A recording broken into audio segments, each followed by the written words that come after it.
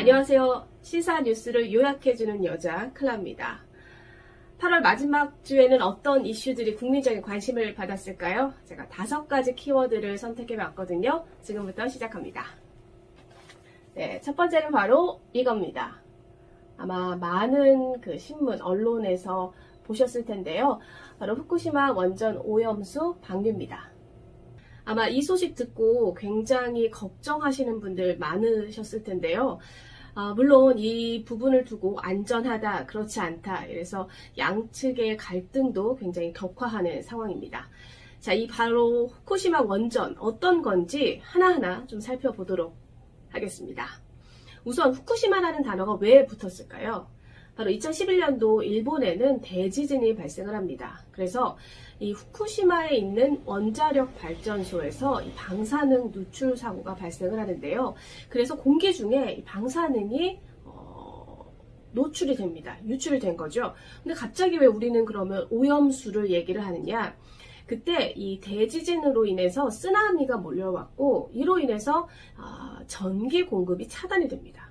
근데 원자력 발전소에서는요, 이 원전에 원자로를 식혀주는 그런 과정이 필요한데, 이게 전기가 끊기니까 당연히 그럴 수가 없게 된 거죠. 그래서 일본이 바닷물을 뿌립니다. 그럼 당연히 바닷물을 뿌리면 거기에 이 방사성 물질을 머금는 오염수가 생길 수밖에 없는 거죠. 그걸 지금 일본이 굉장히 많은 양을 가지고 있는데, 이거를 희석시켜서 인체 무해하지 않은 상황까지 희석을 시킨 다음에 지금 바다에 방출하겠다. 이렇게 발표를 하고 실제로 이제 이번 주부터 방류를 시작을 한 거죠. 그래서 이를 두고 현재 우리나라에서는 양측이 지금 엇갈린 주장을 하면서 공방을 벌이고 있죠.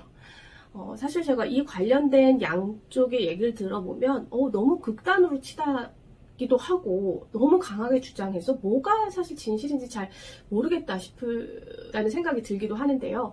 여러분은 어떻게 생각하십니까? 먼저 반대하는 쪽은 안전함을 믿을 수가 없다. 특히 일본의 말을 믿을 수 있느냐? 여전히 위험한 만큼 방류해서는 안 된다. 라는 주장입니다. 일본의 말을 믿을 수 없다라고 하는 거는 사실 일본의 도쿄전력에서 이런 관련된 내용을 발표를 하고 있는데, 옛날에 도쿄전력이 또 거짓말을 했었던 그런 전력도 있기도 하고, 그리고 IAEA, 그러니까 원자력 관련 국제기구에서 지금 안전하다고 발표한 것도 사실상 일본에서 준 자료를 가지고 너네가 발표하는 거기 때문에 우리는 믿을 수 없다라고 얘기를 하는 겁니다. 그리고 또 하나 야권에서, 그리고 또 일부 시민단체에서는 아니 왜 이렇게 우리나라 국민한테 굉장히 해로울 수 있는 그러한 오염수를 방류하는데 우리나라 정부는 아무 얘기하지 않느냐, 왜 반대하지 않느냐라고 비판하고 있는 거거든요. 그렇다면 반대쪽에서는 어떤 주장을 하느냐? 정부 측 입장은 기본적으로 오염수 방류를 찬성하지는 않는다고 합니다. 다만 이게 이제 과학적으로 안전하다는 결과가 나왔기 때문에 이걸 믿고 우리나라 국민 여러분들께서 수산물 드셔도 된다라는 주장을 하는 거거든요. 때문에 지금 반대쪽에서 얘기하는 수산물 괴담에 준하는 수준으로 국민의 불안감을 계속 높일 필요는 없다라고 주장하고 있는 겁니다. 저는 여기서 가장 중요한 거는 사실 일본한테 물론 반대한다 입장 표명할 수는 있죠. 근데 이게 또 외교적인 문제나 이런 것들도 있을 수는 있겠지만, 근데 뭘 한다고 하더라도 과연 일본이 저 방류를 막을 수 있을까? 현실적으로 좀 어렵다고 생각해요. 그럼 현실적으로 우리가 할 수 있는 건 뭐냐? 실용적인 측면으로 접근하다 보면 가장 중요한 건 저는 개인적으로 일본이 이 방류를 지금에서 1, 2년에서 끝나는 게 아니거든요. 몇 년 할까요? 30년 동안 방류합니다.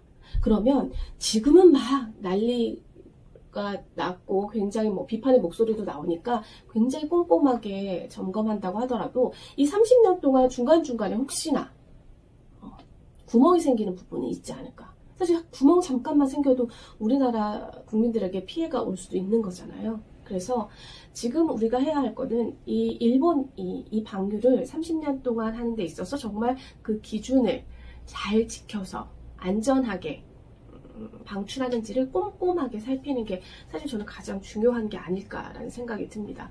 그리고 현 정부 역시 그냥 과학적인 근거만 믿으세요 라고만 하기에는 국민들이 불안하다고 하잖아요. 불안하다고 하는 그 감정을 완전하게 다 해소하긴 어렵다고 하더라도 최소한 그 불안감이 조금이나마 해소될 수 있도록 어떠한 노력들은 좀 그래도 꾸준히 계속해서 해야 되지 않을까라는 생각이 듭니다.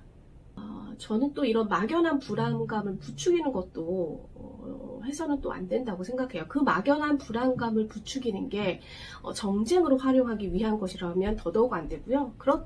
그런 것 때문에 또 우리 수산업 관련된 분들이 피해를 입어선 또 더더욱 안 되지 않을까 싶습니다. 네, 제가 두 번째로 선택한 키워드는 바로 가석방 없는 종신형 도입입니다. 최근 흉악범죄가 사실 잇따라 발생을 했잖아요. 7월에는 신림동 칼부림 사건 있었고요. 8월 달에는 서현역에서 또 역시 칼부림 사건이 있었습니다. 그래서 많은 국민들이 굉장히 분노하면서 이 지금 흉악범죄자들을 사형해야 된다. 이런 일각의 주장까지 나오고 있었는데요. 사실 우리나라는 사실상의 사형제 폐지 국가로 좀 분류가 됩니다. 사형제가 존재는 하긴 하는데 벌써 사형 자체를 집행하지 않은 지가 벌써 26년이 됐기 때문입니다. 그리고 사형 아래는 무기형인데요. 이 무기형도 수감된 지 20년이 지나면 가석방 심사 대상이 된다고 합니다. 그러니까 20년이 지나서 흉악범죄를 저지른 사람도 가석방, 그러니까 나올 수 있다는 얘기죠. 그러니까 국민들은 굉장히 불안해하는 거고, 그래서 법무부가 현재 사형제가 있긴 하지만 집행을 하지 않고 있어서 이 사형제를 대신해서 가석방 없는 종신형제를 도입하겠다고 발표를 한 겁니다. 이 제도를 도입하겠다고 하자 역시 찬반이 엇갈립니다.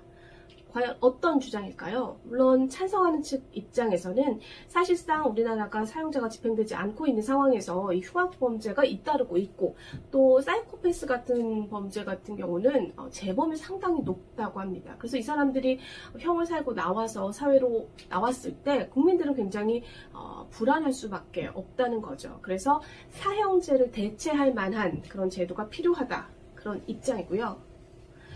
그러면 반대는 어떤 걸까요? 반대하는 쪽에서는 가해자의 인권 문제를 제기하고 있습니다. 또한 예방 효과가 없다고 주장을 하고 있는 건데요. 처벌에는 사실 예방 목적도 있는데 이게 불분명한 상황에서 자칫 혹시 모를 그런 피해가 있어서는 안 된다는 주장입니다. 자, 이렇게 양측으로 엇갈리는데 여러분은 어떻게 생각하십니까?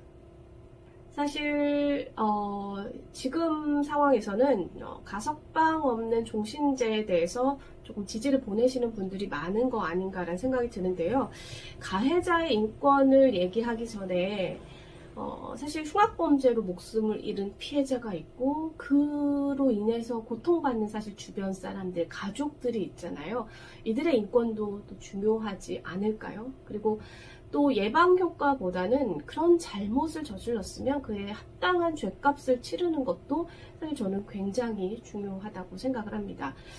그리고 또 하나는 이건 법무부에서도 이렇게 밝혔지만 최소한 그 흉악 범죄를 저지르면 영원히 사회와 격리될 수 있다.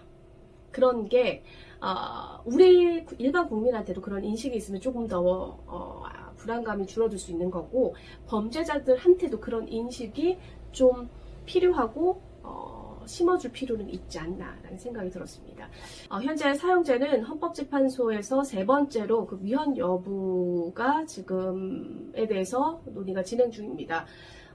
참고로 지금까지는 계속 두 번째는 위헌 판결이 나지 않았던 건데 만약에 이번에 위헌 판결이 난다고 한다면 현재 사형을 판결을 확정받은 사람만 하더라도 59명에 이른다고 합니다.